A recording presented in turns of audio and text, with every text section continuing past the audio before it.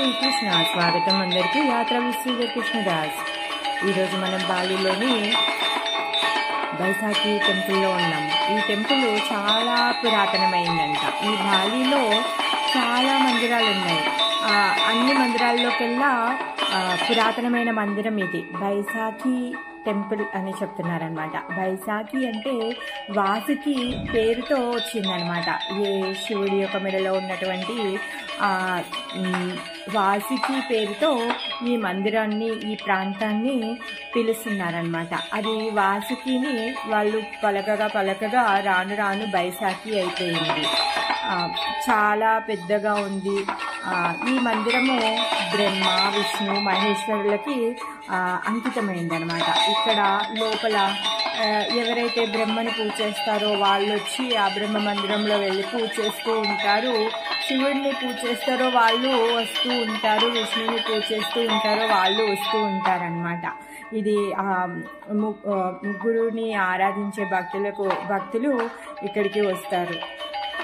ఎలా అయితే మన భారతదేశంలో పూరి జగన్నాథ్ మందిరంలోకి ఫారినర్స్ని లోపలికి రానివ్వరో, అదేవిధంగా ఇక్కడ వీళ్ళ మందిరాల్లో కూడా ఫారినర్స్ని రానివ్వరు. మనము వెళ్ళినా బయట నుంచే చూసేసి అక్కడే ఒబేసెన్స్ చేసి రావాలన్నమాట.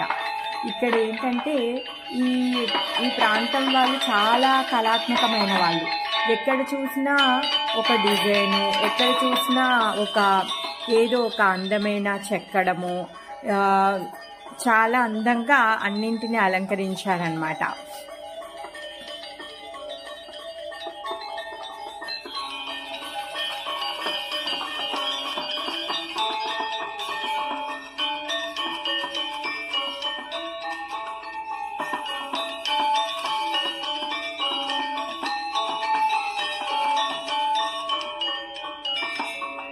మనం గేట్ దగ్గర దిగిన తర్వాత అక్కడ షటిల్ బస్సెస్ ఉంటాయి. ఆ బస్ ఎక్కి ఆ మందిరానికి ఎంట్రన్స్ వరకు లోపలికి వెళ్ళాలి అనమాట. మామూలుగా మనం ఏ విధంగా అయితే మన భారతదేశంలోని మందిరాలకి ద్వారాలను ఏ విధంగా అయితే చూస్తామో, ఇక్కడ ప్రతి ఒక్క మందిరానికి ద్వారము ఒక పర్వతాన్ని రెండుగా విభజిస్తే ఏ విధంగా అయితే ఉంటుందో ఆ విధంగా 2 స్తంభాలని వీళ్ళు పెడతారనమాట. ఏ గుడికైనా కానీ కొంతమంది వాళ్ళ ఇళ్లలో ముందు కూడా అలాంటి ద్వారాలని కట్టుకున్నారు.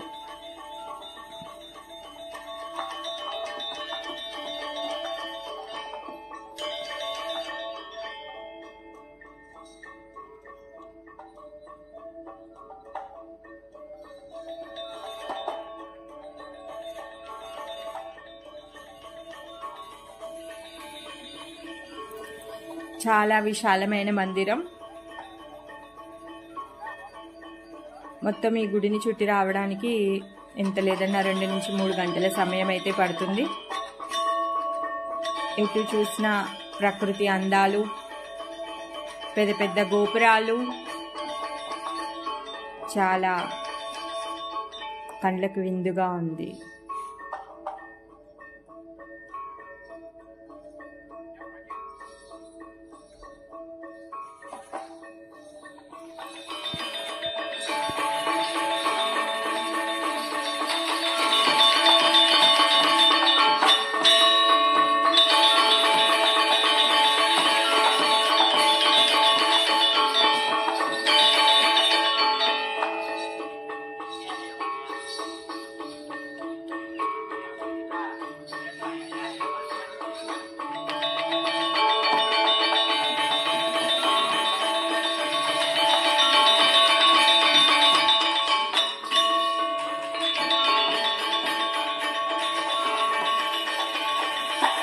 పొడుగు గోపురాలు కనిపిస్తూ ఉంటాయి.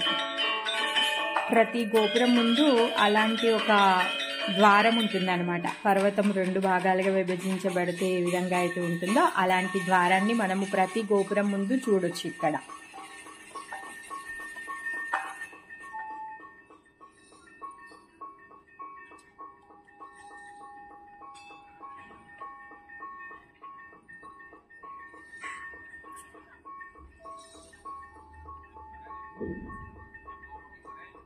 ఇంకా ప్రతి పండుగకి వాళ్ళు వెదురు కొమ్మలతో వెదురు బొమ్మలతో, తర్వాత తాటాకులతో రకరకాల డిజైన్లు అల్లి వాళ్ళు అలంకరిస్తూ ఉంటారు.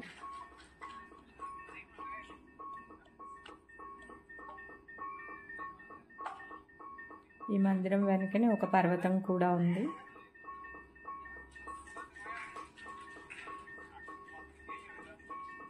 ముందు భాగంలో శివుడికి అంకితమైనటువంటి మందిరం ఉంది. దాని వెనక బ్రహ్మ, దాని వెనక ఇంకా ఎత్తుగా విష్ణు యొక్క మందిరాలని ఇప్పుడు మనం దర్శనం చేసుకోబోతున్నాము.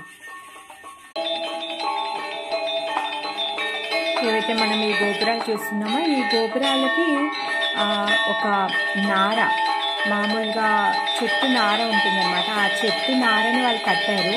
ఈ చెట్టు నార నల్లగా అయిపోయింది కదా అది, కానీ అదేమీ ఖరాబ్ అవ్వదంట.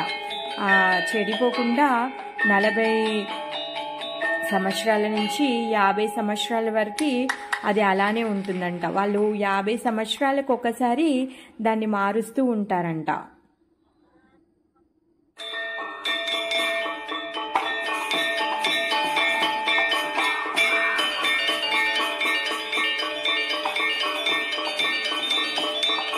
ఏదైతే మనం వింటున్నామో ఈ మ్యూజిక్ బాలి ట్రెడిషనల్ మ్యూజిక్. మనం ఎక్కడికి వెళ్ళినా కానీ ఈ మ్యూజిక్ మనకు వినిపిస్తూ ఉంటుంది అన్నమాట.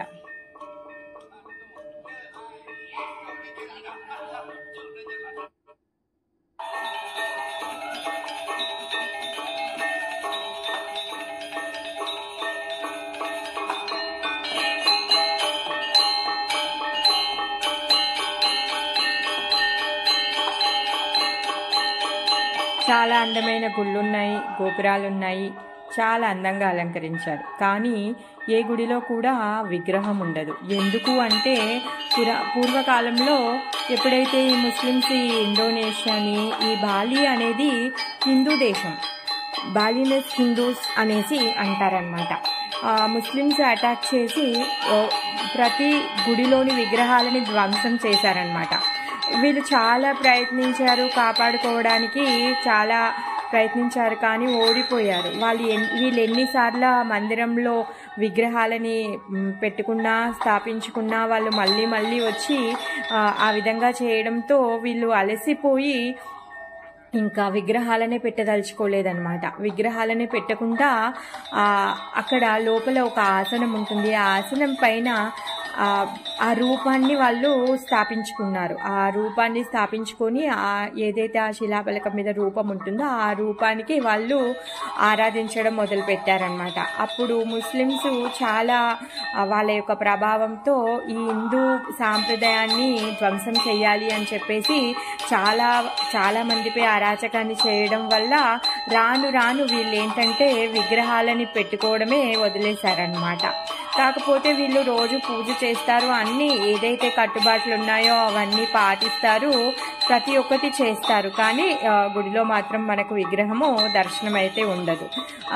ఇంకా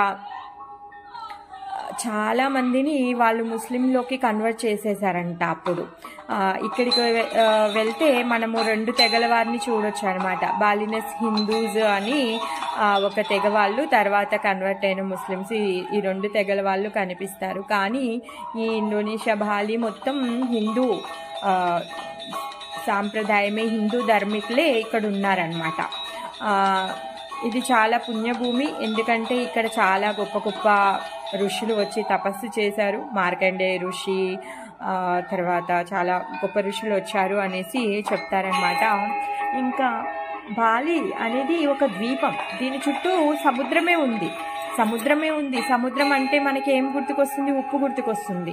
సముద్రం మధ్యలో ఉన్నటువంటి ఎక్కడైనా సరే నీరు తీయగా ఉండే ఛాన్సెస్ అసలే లేవు, ఉప్పగా ఉంటాయి. మనం ఎప్పుడైనా చెన్నై, దక్షిణ భారతదేశానికి వెళ్ళినప్పుడు చూస్తాము, సముద్రం పక్కన మనము ఒక 2-3 రోజులు ఉంటేనే మనం తాగడానికి నీళ్లు కానీ, స్నానం చేయడానికి నీళ్లు కానీ ఉప్పుగా ఉంటాయి. కానీ బాలిలో విశేషం ఏంటి అంటే చుట్టూ సముద్రం ఉన్నా కానీ మధ్యలో నీళ్లు మాత్రం ఉప్పుగా లేవు, చాలా తీయగా ఉంటాయి. ఎందుకు అంటే గరుడ ఎప్పుడైతే వాళ్ళ అమ్మని విడిపించడానికి వాళ్ళ అమ్మాయిన వినతాని కద్రు దగ్గర నుంచి వినిపించడానికి అమృత భాండాన్ని తీసుకొని వచ్చాడో, ఆ అమృత భాండం తీసుకొని వచ్చేటప్పుడు ఒక చుక్క ఏదైతే పడిందో అది ఇక్కడే పడిందంట. అందుకే ఈ భూమి చాలా అమృతమయంగా ఉంటుంది. ఇక్కడ ఎటు చూసినా పచ్చదనమే కనిపిస్తుంది, ఎటు చూసినా చాలా ప్రకృతి అందంగా కనిపిస్తుంది. నీళ్లు చాలా తీయగా ఉంటాయి సముద్రం పక్కకున్నా కానీ. వీళ్ళల్లో చాలా కళాత్మకమైన నైపుణ్యత ఉంది. ఎటు చూసినా చాలా అందంగా తీర్చిదిద్దారు. ఈ బాలి యొక్క విశేషం ఇదే అన్నమాట.